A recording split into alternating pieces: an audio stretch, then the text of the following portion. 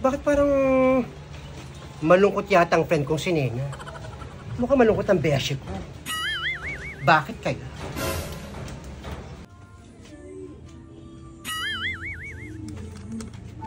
Si Nena yun ah.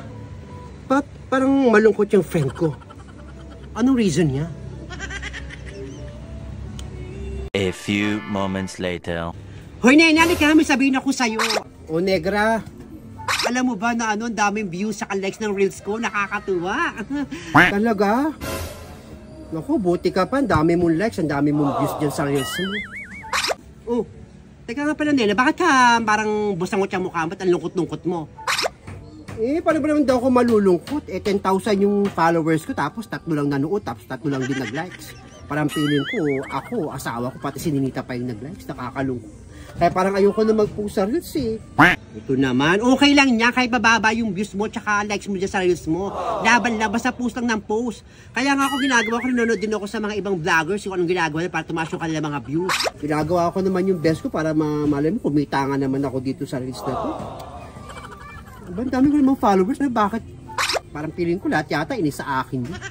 Masayaw-sayaw pa ako ng gano'n tapos ilan lang yung nag-likes ng videos ko. Okay lang yan, laban lang tayo ha. Post ka lang ng post. Huwag ka lang masad.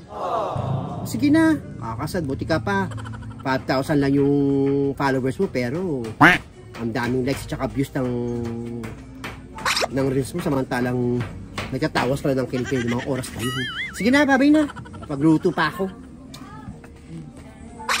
Ito naman si Nena.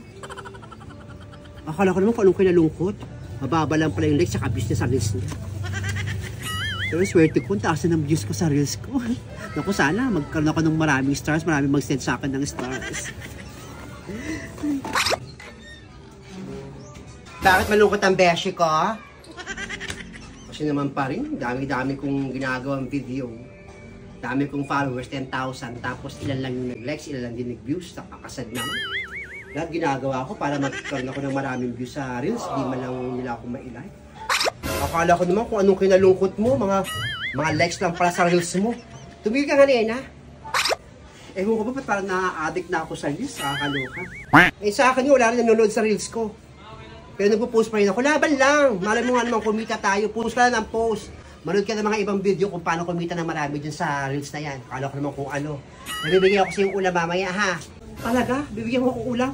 Salamat, hindi na ako bibili sa palengke. Salamat ha. Huwag ka lang bumili ng ulam sa palengke. Dumating yung kapatid ko, sobra-sobra bigay sa aking tata, biyak ng ulam. Kaya malungkot, ito naman si Nena. Akala ko naman kung anong nalulungkot tong beshi ko na to. Sige na, kunin ko dyan, pakukuha ko kay Ninita yung ulam. Salamat naman Mars. Hindi na ako masasad. Okay na yun kahit papaano eh. Bibigyan mo naman ako ng ulam. Sige, dyan na ka na ha. Sige na.